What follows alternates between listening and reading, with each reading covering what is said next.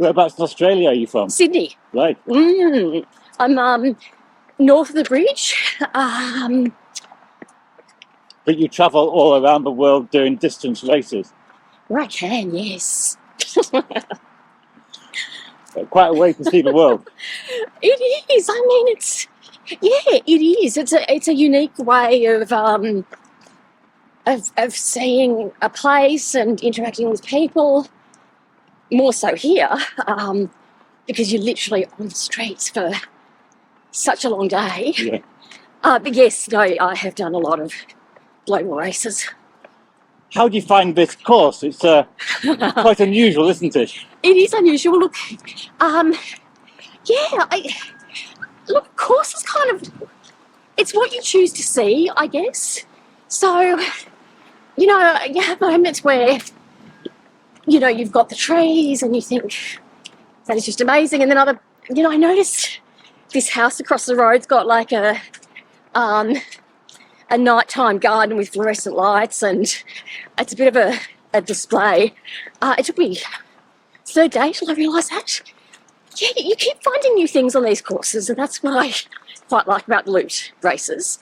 It forces you to pay attention. And I think you could definitely do the 2 days and not notice even a fraction of what's out there. Look, this course, I love a hard surface. Actually quite like the concrete.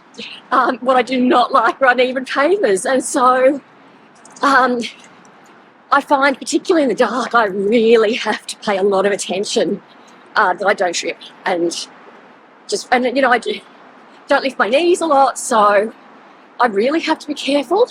Engineering's done a great job with the yellow tape and also now the lights. It's a different course because it is very exposed. So Flushing Meadows, you are enclosed in a park, and perhaps I didn't appreciate it enough this year. I was complaining about the highways and Vanek, and that major arterial road that we run along for part of it.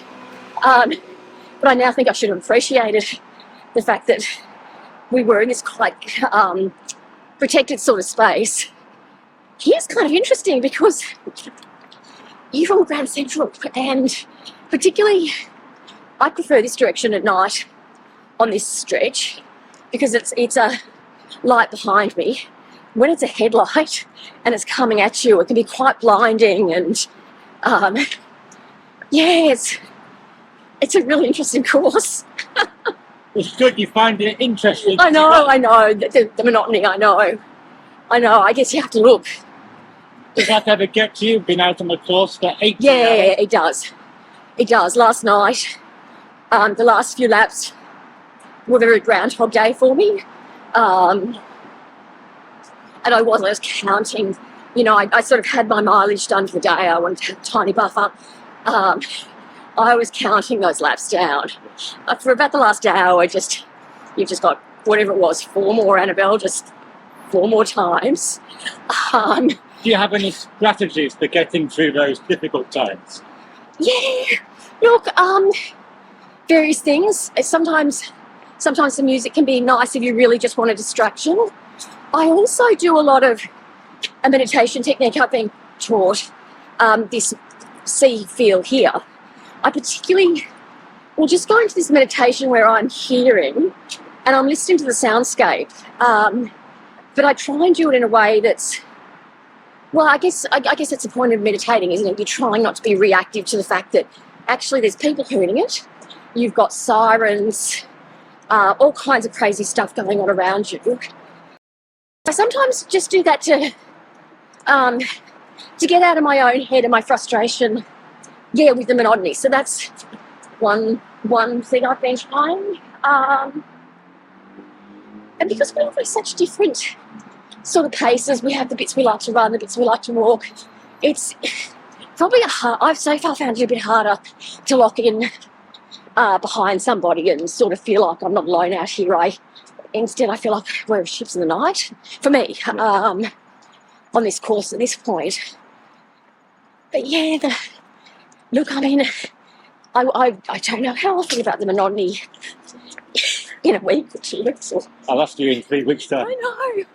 I know. I might have a lot more strategies. I mean, I could try podcasts, I could try all kinds of things, audio books, and I probably will. And radio too. Just hearing there's humans out there talking. So those are probably some of the strategies. And you've got a helper, Susan, who's done the race twice. Amazing. What did you learn from her? Oh, so much. I mean, because it's just, sometimes when you're a runner, someone offers you something and you're like, yeah, but actually it's so good. Even things like just eating fruit in this heat. You think, well, if I'm going to eat, I want it to be calorie dense so I don't have to do it again for another lap. Actually, no, it's worth making the effort to eat some fruit. It's very hydrating. It's very nice. Yeah, and what's great about Susan is she has done this race and, she gets it, and she's not. She is responsive to what I'm needing. It's actually about me, and that's actually quite a rare trait in a helper. It's really, I know when I help people, I want to make it about myself. So it's amazing. She just doesn't do that. So yeah, she's such a good helper. It's been great. Thank you. And how did you get into distance running? I've always sort of run, I guess. Then I started running with friends and started doing marathons. Then I had friends who were doing these longer distances. Marathons wasn't enough. And I kind of got sucked into this whole world of running ever longer distances, I guess. There's always a longer event until you reach this one. And what do you get from these long distance running? Peace. Quiet, just peace.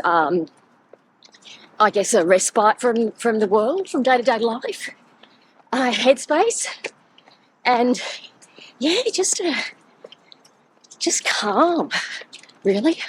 And for somebody who doesn't do distance running, might think, how can you get peace from putting your body through so much pain? Yeah. At the moment, the body feels okay. So ask me that when it starts to break down a bit, perhaps. And what's special about this race?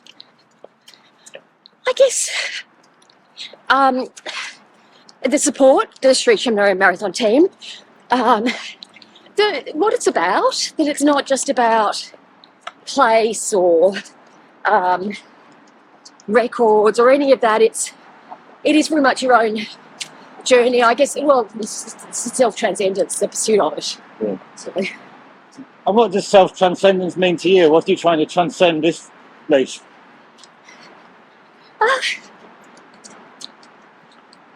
Myself, in a way. Some of the issues that go with being me. Already I'm finding I tend to be quite rigid about how I do things. I don't accept help readily. I do things the way I do them, and I do them. You can't do that on a race like this. So for me to rely on other people to the extent I'm needing to even now, that's definitely, for me, a form of self-transcendence. And do you have any goals for this race, or do you just take it day by day? Day by day. Day by day. I can't conceive of how else to do it, particularly being, I've done 10-day races, I've done 6-day races. It's a whole other event. So it's very much about just being in the day, letting that day unfold, and then going back to bed. What's the furthest you've ever run in a race? Yeah, I got an 1192 kilometres across the years in Phoenix on a 10-day in 2019, 2020, just before COVID hit. And I just had one of those magic races where from the start, I was completely discombobulated when I arrived. I lost my keys to my RV. I was doing up my shoelaces as we started. But from that first lap, I just... Oh, are you okay? Yes. Thank you. I just fell into that really peaceful place. And it was just, a bit of a blissful race. Nothing really went wrong. I had one blister on like night 9. And it was sunny, but it was also dry. Yeah. And not humid. So that dry air is very nice. But this race is still a step into the unknown, really, isn't it? Absolutely. That's exactly what it is. I really, I have no idea what goes on after 10 days. I have no idea what day 11 looks like. Which I'm just choosing not to think about that because it won't help.